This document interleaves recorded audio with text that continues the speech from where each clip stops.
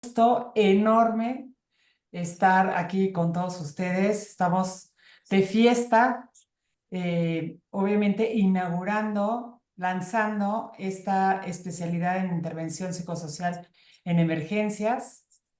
Antes que nada, quiero felicitar muy especialmente a la doctora Graciela Polanco, porque ha sido una iniciativa de ella en conjunto y con el apoyo del claustro del Departamento de Psicología y de su directora de Sandra, pero realmente con mucha fuerza por parte de Graciela. Así es que muchas felicidades, Graciela, por este esfuerzo. Ya estás viendo los frutos y ya estás viendo justamente la realidad, cómo logramos hacer realidad este sueño.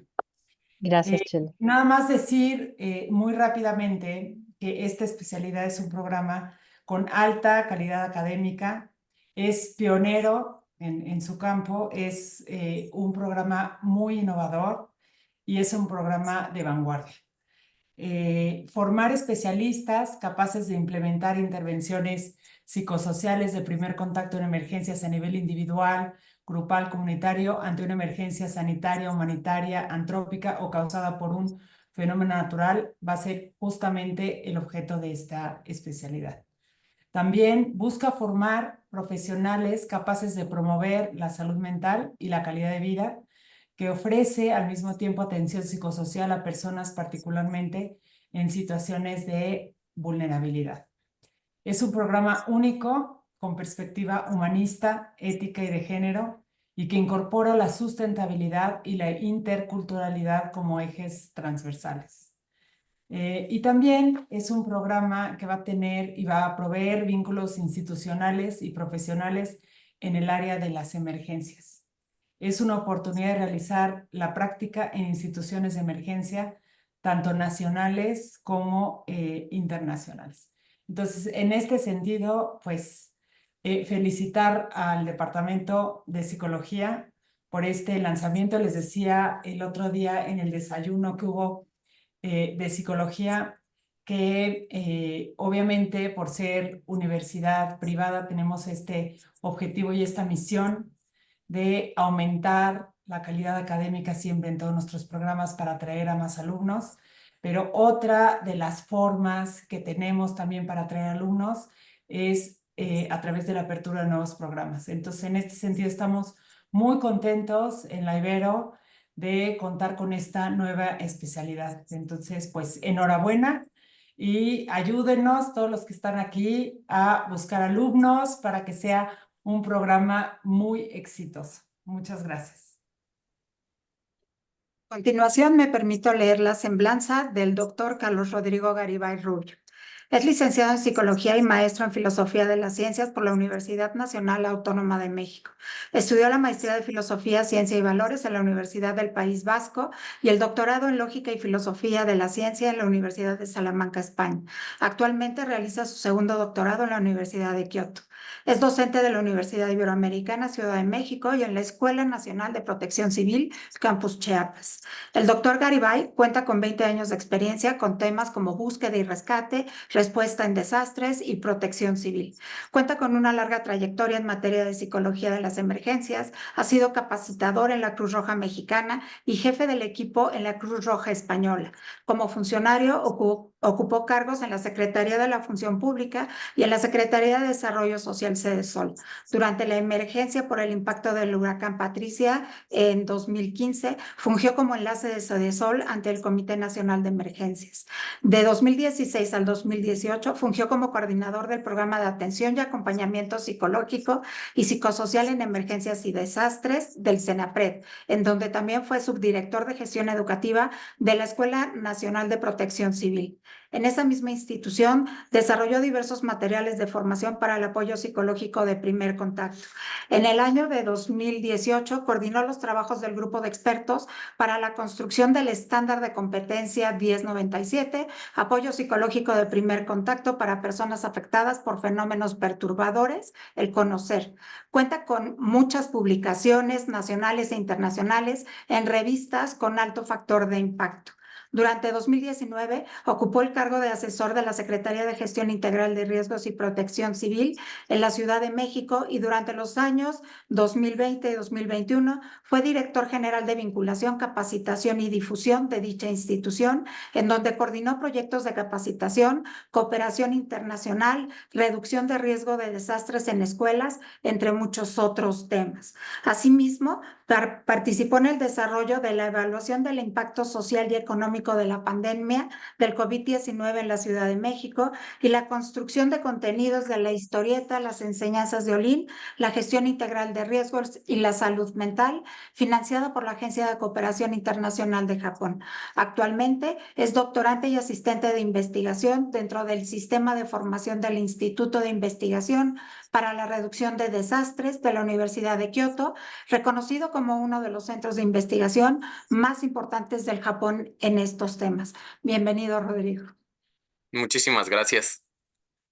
Pues muchas gracias a todos y todas por estar en esta reunión, en este lanzamiento de la especialidad que ha sido un trabajo titánico de muchísima gente. Me permito agradecer a la doctora Graciela Teruel, a la doctora Sandra Montes y muy en particular a la doctora Graciela Polanco, quien fue mi profesora en la carrera en la UNAM y que hoy en día seguimos trabajando juntos. Pues gracias entonces y me voy a permitir entonces compartir y hacer una pequeña charla durante los siguientes 35 minutos alrededor de la salud mental en situaciones de emergencia, muy particular alrededor de esta ventana de 72 horas que es bastante importante. Hay gente que la considera determinante. Podrían ustedes no estar dentro de esos, sin embargo, estoy seguro que consideran que tiene relevancia en la atención de emergencias. ¿Ok? Entonces, intitulé esta presentación La ventana de las 72 horas. Les explicaré por qué. Vamos a ver, ¿todos están viendo la presentación? Vamos a hacerlo como el Coliseo Romano. Si voy bien, le van a hacer así. Si voy más o menos, le hacen así. Si no les gustó, le hacen así. ¿Ok? Entonces yo voy a ir preguntando y ustedes con su manita pueden ir levantándola o bajándola. ¿Ok? Creo que se está viendo... perdónenme, es que esto tiene la interpretación a japonés. Déjame ver cómo se la quito. Bueno, voy a seguir porque si no... me voy a atrasar, ¿ok? Pero bueno, por favor hagan caso omiso de esa traducción simultánea que está haciendo PowerPoint. Como yo vivo en Japón, a veces lo utilizo para hacer las traducciones del japonés al inglés. Entonces, por favor, les pido su tolerancia en ese sentido. Bueno, esta especialidad de atención en atención psicosocial en emergencias tiene una particularidad que es que si bien tiene un fuerte énfasis en la formación de capacidades para la intervención individual, yo podría decir que las intervenciones más importantes no son individuales, son psicosociales. ¿Ok? En un espectro dentro de la intervención psicosocial y la intervención individual, como polos dentro de un continuo donde dependiendo del grupo etario, dependiendo de la situación, podemos hacer acciones en un sentido u otro. Esto, por supuesto, lo iremos desarrollando un poco más adelante. ¿Por qué es importante para México? Esto creo que es lo importante con lo que debemos de comenzar. ¿Ok? México es un país de alto riesgo. ¿Ok? En muchos sentidos. Este es un indicador global sobre gestión de riesgo que es de la Comunidad Europea. ¿Por qué muestro este? El informe es un informe que muestra una metodología interesante. Cuando nosotros pensamos en riesgo, ¿ustedes en qué piensan? ¿No? Pueden ser muchísimas cosas, tal vez piensen en casos, tal vez piensen en una fórmula matemática. Para la doctora Olivia Jensen de la Universidad de Singapur, el riesgo es un concepto subjetivo que ayuda a las personas a lidiar con peligros reales. ¿Ok? Y esa es una definición que está mucho más cercana a nosotros, a la psicología, pero es muy difícil medirlo. Entonces, en las mediciones internacionales normalmente se utiliza una fórmula matemática, ¿no? Donde decimos, bueno, el riesgo es producido por la interacción entre fenómenos perturbadores en un lugar y espacio determinado, hay una exposición particular, aquellos que están expuestos pueden ser más o menos vulnerables y esto se va a reducir si tienen más capacidades, ¿ok? Entonces, una manera de medirlo es mediante esta dimensión de peligro y exposición, la vulnerabilidad y no las capacidades, sino la falta de capacidades, ¿no? Pensando que hay un estándar mínimo que todos deberíamos de tener. Y pueden ver cómo México aparece en el rojo más rojo, ¿ok? Quiere decir que solo hay 36 países más peligrosos que México en el mundo en relación con reducción de riesgo de desastre. O sea, nos estamos comparando ahorita con África, con Medio Oriente, con países en guerra y solo hay 36. Quiere decir que México tiene mucho trabajo por hacer en este sentido, ¿ok? Eh, Se va a complicar más.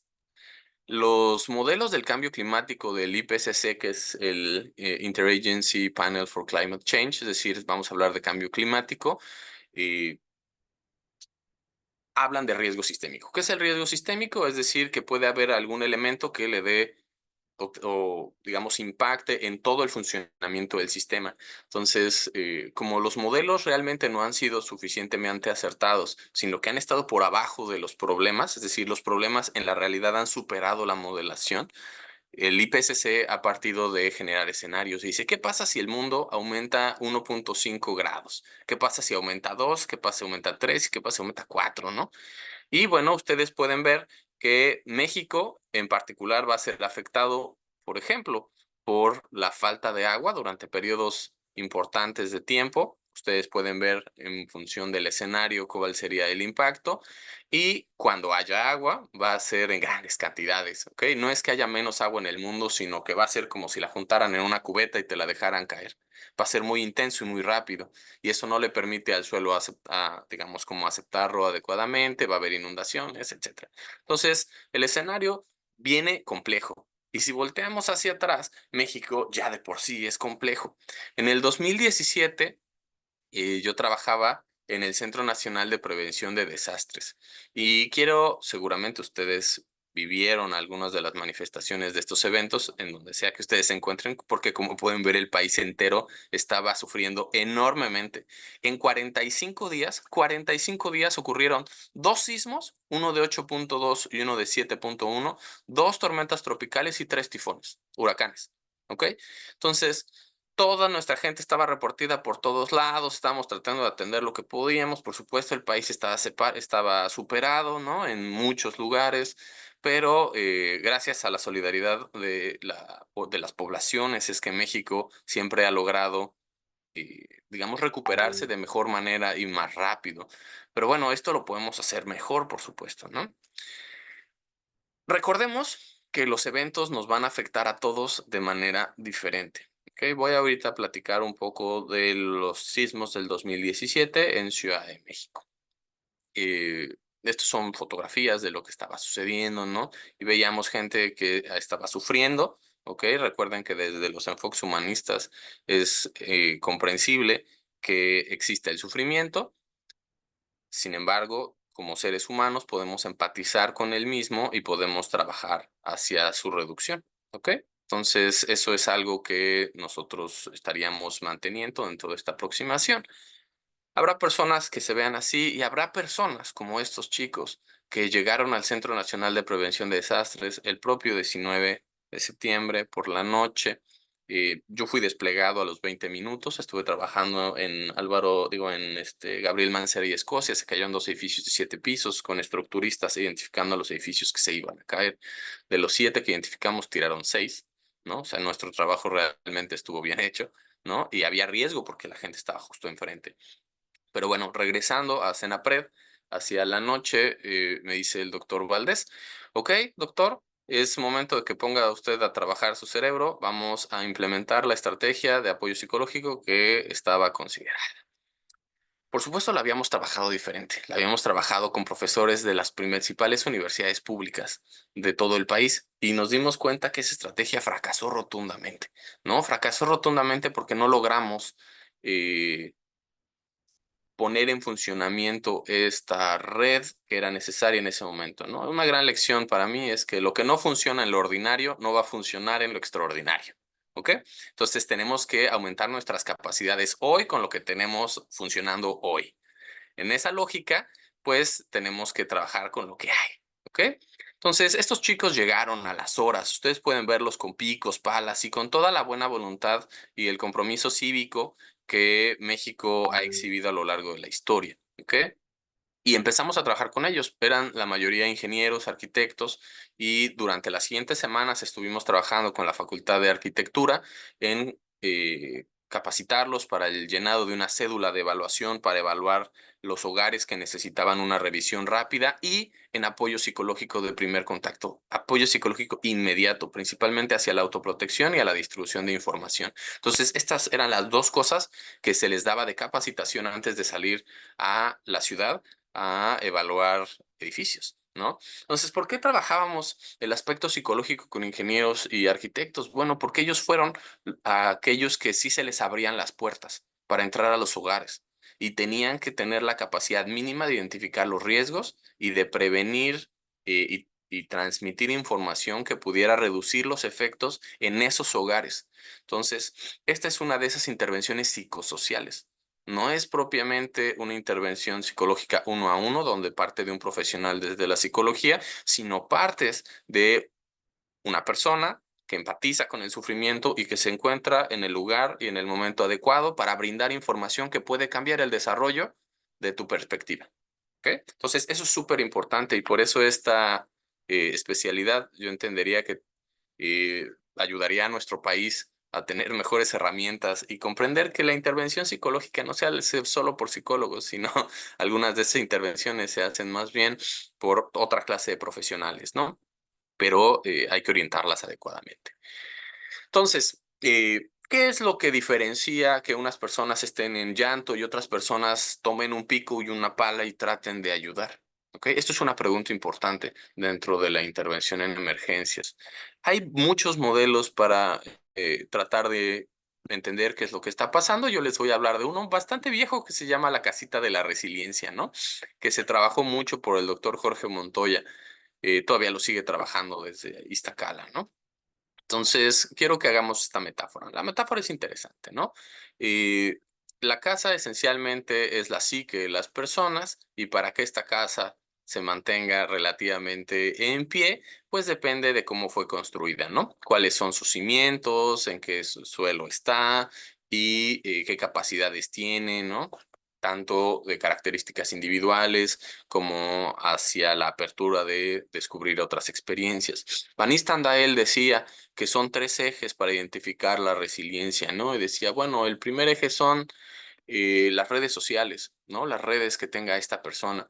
La segunda va a ser características inherentes de la personalidad y la tercera es la actitud con la cual se enfrenta al evento, si es activo o pasivo. Estos son tres ejes muy fundamentales que están establecidos en este marco de la casita de la resiliencia, ¿no? Y que nos va a ayudar simplemente para poder captar mejor este pequeño video que les voy a poner, ¿ok? Imaginen que ustedes tienen ciertas herramientas para hacer frente a los eventos a los que se están enfrentando, entonces han ido poniendo poco a poco reforzamientos en algunos lugares de su casita, ¿no? Donde era realmente más débil y otros, pues bueno, han ido por la vida ahí construyendo como es que ha sido posible, ¿no? Esto puede ser bueno o malo, no lo sabemos.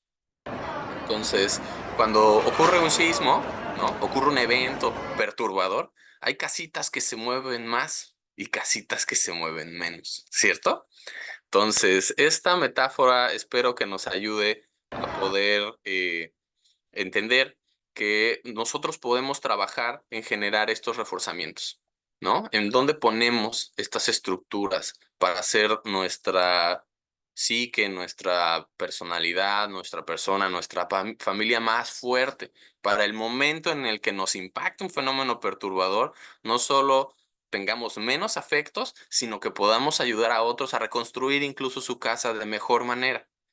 ¿Sí? Entonces, esto es como traté de hacerlo muy tangible para ustedes, ¿ok? Esta analogía creo que nos puede servir. Ahora, ¿por qué no ¿qué es lo que diferencia a un taxista de alguien que sabe apoyo psicológico, no? No es que tenga nada contra los taxistas, muchas veces son los profesionales, ¿no? Que andan por ahí, pero lo importante es que se hace de manera estructurada, ¿no? Donde evaluamos, ¿no? Dónde poner los soportes, si estos soportes que le estoy poniendo son adecuados para esta estructura en particular, cómo medimos si le están sirviendo y cómo podemos hacerlo mejor. ¿Sale? Entonces, estas son cosas que están relacionadas con el hacer profesional de la salud mental, ¿ok? Ahora, los fenómenos perturbadores tienen temporalidades, ¿ok? Ocurre el fenómeno perturbador, ¿no? Y la psicología clínica clasifica al menos grandes etapas, ¿no? Dice, bueno, durante los primeros 3 días vas a tener una respuesta de estrés agudo y después vas a tener algo que se le llama un desorden por alta carga de estrés, ¿no? Que te puede durar hasta un mes y nada de lo que presentes ahí te caracteriza para tener un trastorno de salud mental, porque lo que estás experimentando es normal dado el evento anormal. ¿Ok? Más de un mes, entonces sí, se requiere o se sugiere que haya una revisión por parte de un profesional para identificar si estás desarrollando un trastorno como trastorno por estrés postraumático. Ahora, ¿cómo identificarlo? Bueno, hay varias metodologías. Nosotros nos adherimos al CASI, que es la evaluación sobre el cognitivo, afectivo, somático, interpersonal y conductual, y que nos ayuda a ver las manifestaciones y los cambios. ¿Ok? Ahora, dentro de esto que se le llama la respuesta de estrés agudo, tanto la psicología clínica como, digamos, aproximaciones psicológicas más sociales se han, en mi opinión, rendido un poco para entender qué es lo que está pasando ahí dentro, ¿no? Entonces, estas 72 horas dicen, bueno, pues cualquier cosa puede ocurrir. De la bolsa, qué cosas que te puede pasar, te las dicen, ¿no? Te las caracterizan y dice, puedes tener este síntoma, este síntoma, este síntoma, este síntoma, este síntoma, y trata de atenderlos, ¿no? Creo que podemos hacer las cosas mejor y por eso hablaremos un poco, ¿no? De esta ventana tan particular.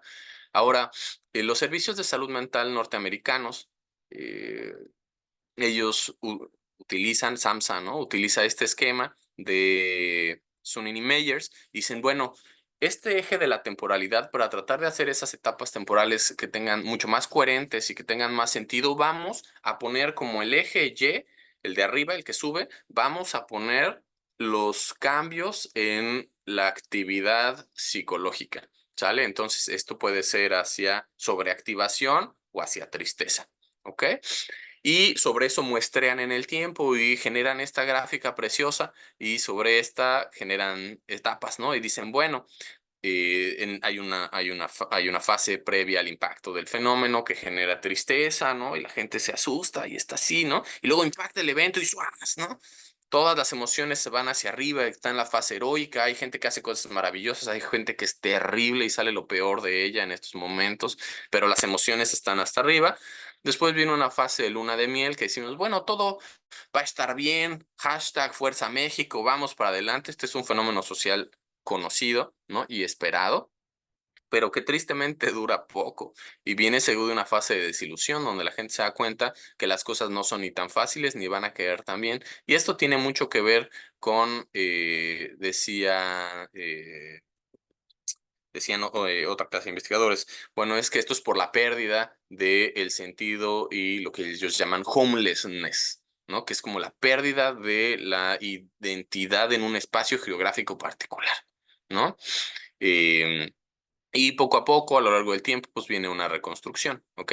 Yo creo que podemos hacerlo mejor, ¿ok? Porque siguen metiéndolo en una bolsa. Entonces, las 72 horas son una ventana difícil de explicar. Quiero mostrarles los resultados que encontramos en un esfuerzo conjunto entre el Instituto Nacional de Psiquiatría, la Facultad de Psicología, la Línea de la Vida, la Universidad de Kioto y los servicios de salud mentales federales, ¿no? Nos dimos a la tarea de medir en diferentes sistemas de atención psicológica de primera respuesta el primer año de la pandemia y sus cambios día por día, ¿ok? Esto publicamos ya las bases de datos en esa liga de Science Direct. Si ustedes salió publicado hoy, entonces pueden echarle un ojo, ¿no? Lo dejamos público, por supuesto, ¿no? Es open access. Ahora, Y lo que están viendo son los cambios a lo largo del año, ¿no? Y lo que nos preocupó fue sentarnos en las 72 horas. Eso quiere decir que identificamos eventos que pueden disparar, digamos, cambios en la salud mental. Identificamos, por ejemplo, festividades, sismos, transmisión de malas noticias, por ejemplo, se van a cuarentena, salen de cuarentena, ¿no? Entonces, esa clase de la puesta en práctica de políticas públicas y los avisos de las políticas públicas y medimos cuáles eran sus efectos. E identificamos que hay cambios muy significativos que son esperables en las 72 horas y llamo su atención a este, que fue el sismo del 23 de junio, que fue un sismo de gran magnitud en medio del confinamiento de la pandemia. Y vean que las necesidades de salud mental de esta era la mayor, ¿ok? Hasta el momento. Aumentó 2600% en un día y bajó inmediatamente después.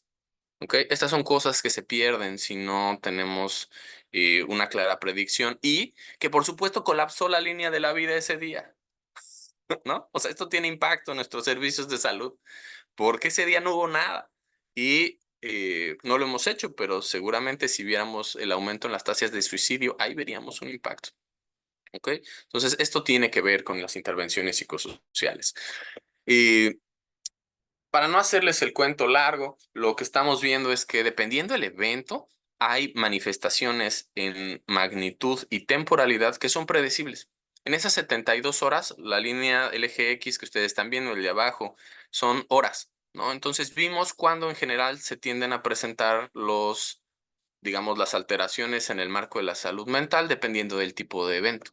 Y por supuesto, no se los voy a quemar, por favor vayan a los artículos, pero vimos los cambios en trastorno por estrés postraumático, depresión y ansiedad generalizada, ¿no? Y bueno, para hacerles la vida simple, lo que sabemos es que mientras más grande es el evento, más rápida será la respuesta y en magnitud, esto, vaya, no es el hilo negro, pero en general los sismos lo que vimos es que mostraron aparición de fenómenos hasta 60 horas después.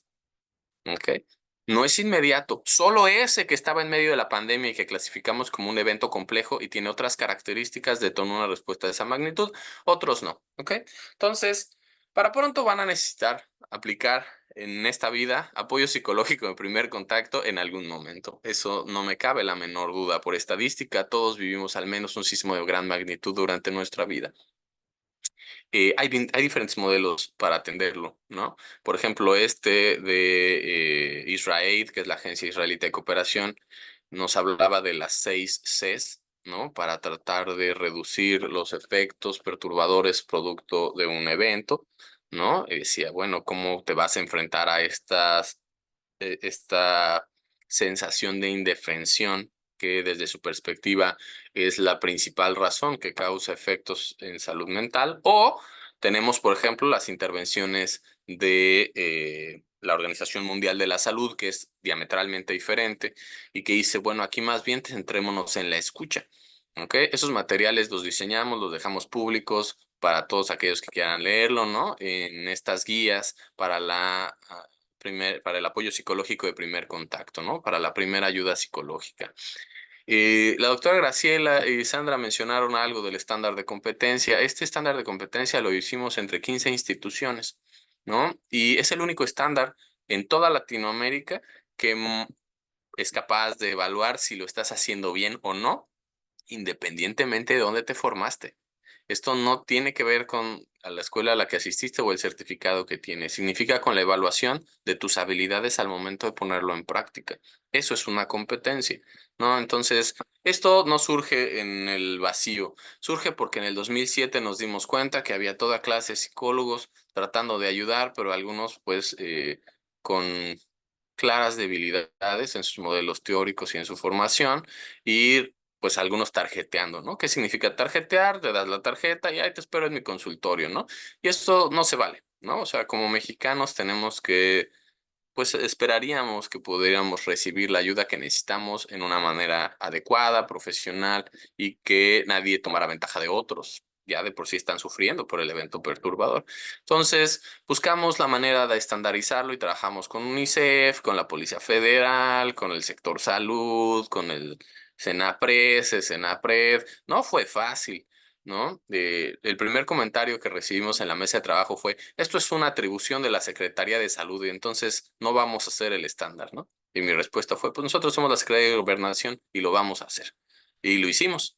Y no habría nada si no lo hubiéramos, no nos hubiéramos puesto a trabajar todos en conjunto, ¿sale? Entonces, con la UNAM, la Ibero, ¿no? La doctora Graciela participó en este estándar.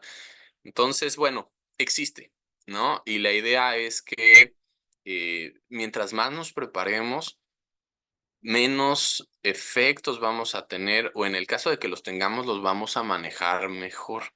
No solo nosotros, sino nuestras familias, ¿no? Entonces, no me queda decirles más que la preparación es la mejor aliada de la victoria, ¿no? De la nada, nada sale. Entonces, si no trabajamos ahora, pues no vamos a poder comportarnos a la altura de las circunstancias. Espero que esta haya sido una charla interesante. Muchas gracias a todos y todas por dedicarme unos minutitos y quedo abierto a atender preguntas. Muchas gracias. Gracias, doctor. De hecho, había una pregunta, decían en el chat que si se pueden compartir los links de los artículos, me parece. Sí, claro que sí.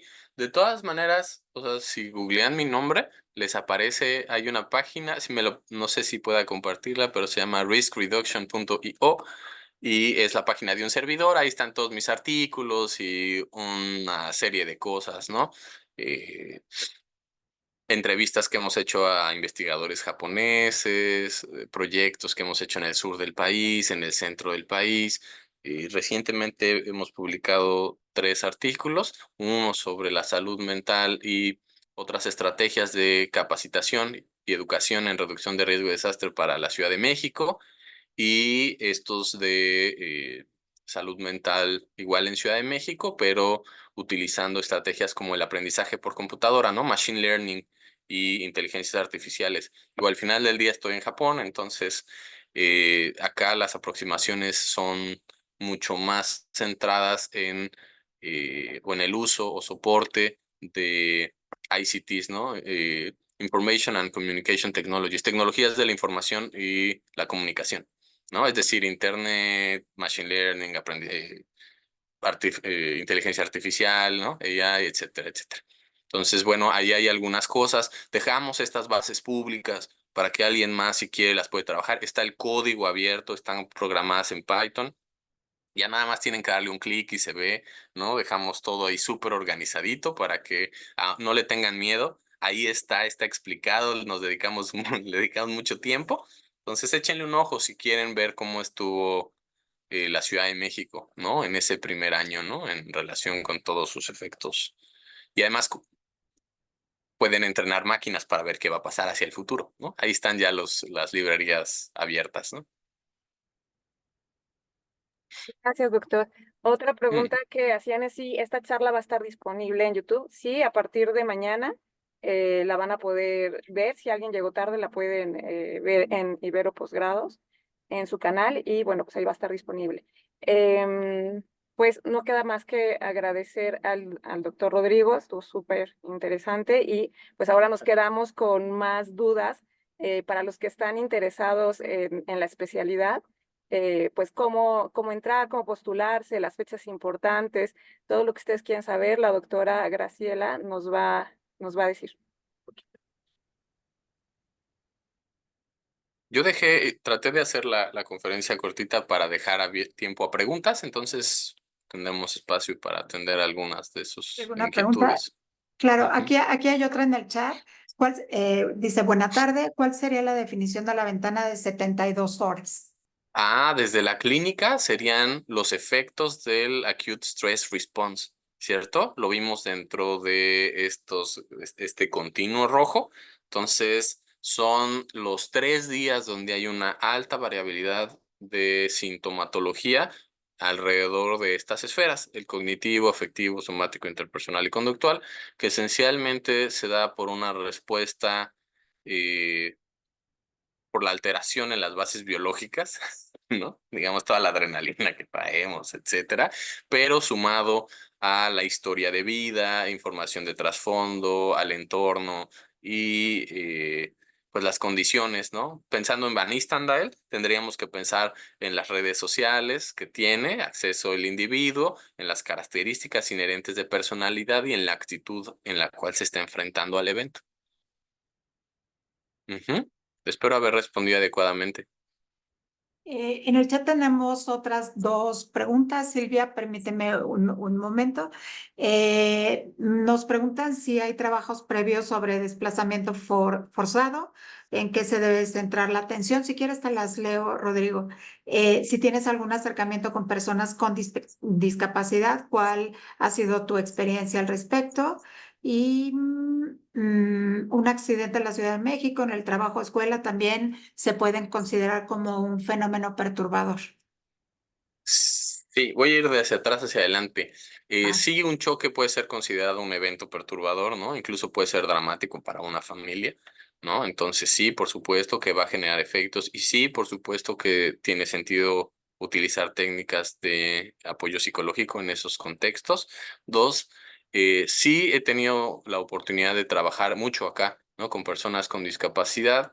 Incluso participé en el desarrollo de la NOM para personas con discapacidad en situaciones de desastre, que se publicó, ¿no? Desde la Secretaría de Desarrollo Social. Y ahí lo importante es accesibilidad para todos, ¿no? En piso parejo. Entonces, eso es una cosa importante. Me permitiría yo referirlos a Renos Papadopoulos para el tema de personas desplazadas. Renos es, sin lugar a duda, uno de los investigadores más importantes para el trabajo con personas desplazadas. El trabajo con migrantes y el trabajo con personas en situaciones de desastre es muy parecido. La sintomatología es muy parecida, ¿no? Ambos sufren de esta pérdida del sentido de identidad en un espacio geográfico, el homelessness, ¿no? Que define Renos Papadopoulos. Entonces, prácticamente lo que hacemos se ve inmerso de una manera muy significativa en esta clase de situaciones. Yo estuve a cargo también de por parte de la Secretaría cuando fue la caravana migrante, ¿no? Que estuvo en el Estadio El Palillo, y ahí tuvimos situaciones muy complejas y cosas, digamos, difíciles de tratar, ¿no? Por ejemplo, este gran a veces, ¿no? No de todos, por supuesto, pero esta gran ira, esta gran frustración que traen los migrantes mientras caminan y que la ven vertida sobre aquellos que están tratando de ayudarlos, ¿no? Y que genera una respuesta social súper compleja, porque mi gente, yo tuve personal 24 horas durante todo el evento, ¿no? Además de un servidor estando directamente en el Estadio del Palillo. Y me decían, es que, jefe, estoy cansado, trato de ayudarlos y prácticamente me escupen en la cara, ¿no? Entonces, no solo es muy desgastante para los migrantes, sino es muy desgastante para aquellos que están tratando de apoyar de una manera. Entonces, el trabajar en la conciliación de estas perspectivas es bien complejo. Bueno, la doctora Graciela y Sandra tienen muchísimo trabajo en trabajo con migrantes, mucho más que un servidor, ¿no? En condiciones, supongo, de normalidad. Mis experiencias están relacionadas con las situaciones de emergencia propiamente dicho. Y bueno, nada más viendo los comentarios, por ahí me permito saludar a Juan Carlos Velasco, que desde hace muchos años hemos seguido nuestros pasos. Muchas gracias por estar aquí. También al doctor Pizarro, muchas gracias por acompañarnos en esta charla, como siempre. Em, tenemos otras, yo creo que por tiempo tendremos otras tres preguntas. Silvia, si fuera, te damos la voz, pero si fueras muy puntual, por favor, en tu pregunta. Claro que sí, gracias. Buenas tardes, doctor. Pues básicamente es respecto a violencia de género, en particular violencia vicaria, que es un trauma acumulativo, no es un evento, digamos, único, aunque hay un evento cúspide que es cuando se hace la sustracción de los menores.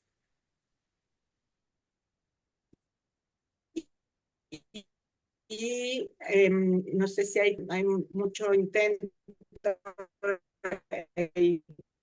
ideación suicida respecto a esto, y si en el conocer hay alguna competencia en particular para violencia de género. Muchas gracias. Hubo algunos momentos que se cortó tu participación, pero voy a tratar de responder a lo que escuché. Desconozco si en el conocer hay algún estándar de competencia relacionada con violencia de género. Hay muy pocos estándares relacionados con los aspectos psicosociales, ¿no? Tanto que este es el único que, sí, que existe en psicología de emergencias, ¿no? Dentro del conocer.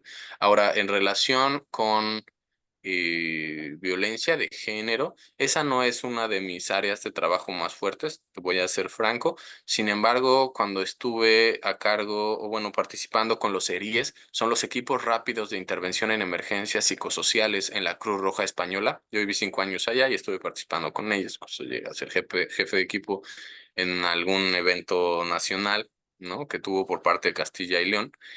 Es lo más habitual en España, por ejemplo, ¿no? La violencia de género, a diferencia de otros países como México, que tenemos de todo, ¿no? O sea, aquí pasa cualquier cosa. Bueno, en México pasa cualquier cosa. El apoyo psicológico, sí, por supuesto, es la primera estrategia de intervención para trabajar con cualquier situación que rompa el balance biopsicosocial del individuo, ¿no? O sea, recordemos que el apoyo psicológico de primer contacto utiliza técnicas para el acompañamiento y la contención emocional, ¿no? O sea, lo que queremos es una gran pregunta. ¿Ustedes quién creen que esté peor, el que está en un rincón sin moverse o la que está gritando despavorida? ¿Los dos necesitarán ayuda? Los dos necesitan ayuda, ¿verdad? En realidad pareciera más peligroso el que está totalmente bloqueado y no hay ningún tipo de expresión, ¿no? Pero si la expresión también es enorme, tenemos que contenerla. Entonces, yo diría que el arte del apoyo psicológico, porque si bien utilizamos mucha ciencia, su aplicación es un arte, ¿no? Buscará estabilizar, ¿no? Dentro de los dos, digamos, ejes, o no ejes, dentro de los dos extremos de los espectros, tratar de regresar a las personas hacia algo mucho más estable, ¿no? O sea, facilitar la expresión bajo ciertos contextos sin caer en esta idea de debriefing por como práctica estandarizada, ¿no? Eso lo dice la OMS, eso no está bien, pero no es para, ¿cómo decirlo? Para decir que la técnica no funciona, fue su aplicación indiscriminada. La técnica funciona, pero lo que necesitamos son mejores profesionales y los momentos adecuados para determinar cuándo se puede hacer o cuándo no. Entonces, no como técnica estándar, pero el apoyo psicológico basado en la escucha funciona bien y los israelitas dirían que las 6 Cs es el camino para trabajar en esos momentos de situaciones en las cuales las emociones están exacerbadas. Entonces, Silvia, no sé si probablemente no te contesté, pero al menos traté de dar un poco más de contexto a los elementos necesarios para una intervención en contextos de violencia de género. Gracias. Ok, para respetar, muchísimas gracias, Rodrigo. Sé que se quedaron algunas preguntas. Rodrigo, pedirte igual si las pudieras leer y contestar desde ahí. Y entonces Claro. le damos la palabra a la doctora Graciela Polanco para que podamos respetar los tiempos de todas y todos. Pues muchas gracias, Rodrigo, por aceptar ser parte de este programa y de participar en nuestro evento inaugural y el lanzamiento de la nueva especialidad en intervención psicosocial en emergencias. Como dices, formarnos es primordial. Yo sé que pues nuestra experiencia es que en el día a día, nuestra experiencia, vamos aprendiendo. Sin embargo, es un tema tan importante ante los hechos que vivimos que tenemos que tener una formalidad y unos estudios, ¿no? Es por esto que, pues, esta especialidad no surgió ahorita, es un proyecto que tenemos desde hace muchos años en el Departamento de Psicología. Los académicos y las académicas del departamento hemos hecho intervención en las diferentes emergencias que México ha vivido en los últimos años, ¿no? Los terremotos y también la pandemia. Entre estas inesperadas y repentinas emergencias, pues hemos construido redes de profesionales con expertos, profesores, y hemos formado brigadas de estudiantes para dar una respuesta a esta necesidad de intervención psicosocial y ayuda humanitaria en estos momentos de tanta vulnerabilidad. Asimismo, como lo mencionaban, desde hace más de 18 años, académicas del Departamento de Psicología, hemos acompañado pues en las travesías y en el dolor a muchos migrantes en diferentes puntos del ciclo migratorio, ¿no? Tanto en destinos como en tránsito, en refugio. Entonces, pues como puedes ver, la necesidad de formalizar y de tener estudios de alta calidad académica nos llevó a desarrollar este programa. Es por esto que, pues la verdad, para mí, para el Departamento de Psicología, para la Ibero, es un momento de gran importancia porque inicia un programa académico pues pionero, innovador, de vanguardia, que da respuesta a la necesidad de formación de especialistas con diferentes perspectivas y abordajes de la salud psicosocial, capaces de prevenir e intervenir ante emergencias humanitarias, emergencias por cambios climáticos y por desastres naturales que vivimos constantemente en México y en el mundo. ¿No? Es un programa de ingreso abierto a cualquier disciplina, con el propósito de que las diferentes perspectivas y experiencias profesionales de los y las estudiantes enriquezcan y generen una formación integral.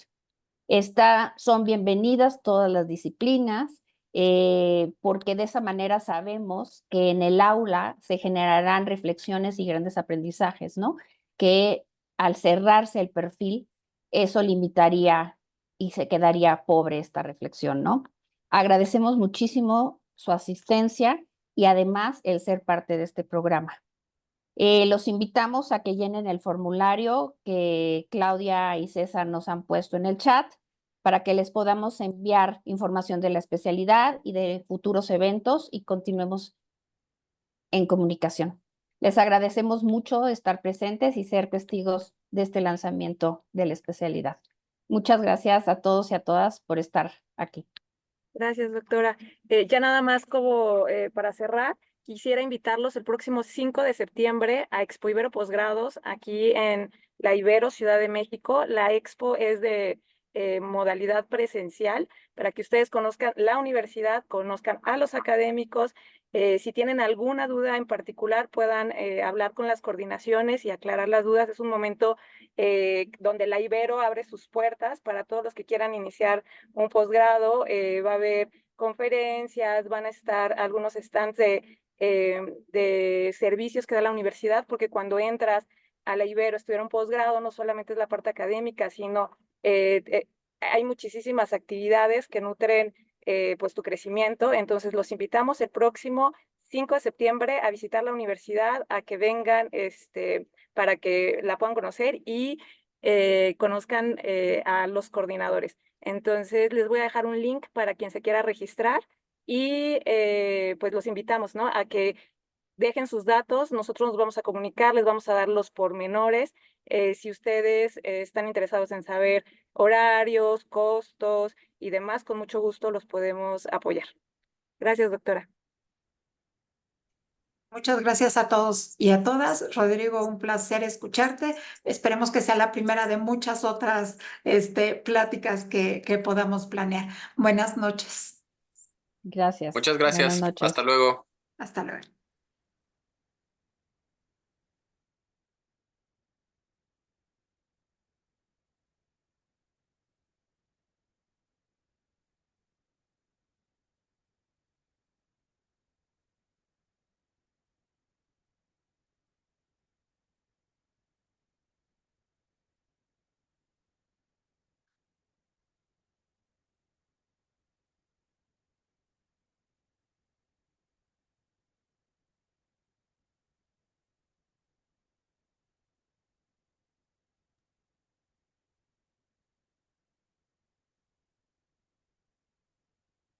Sí.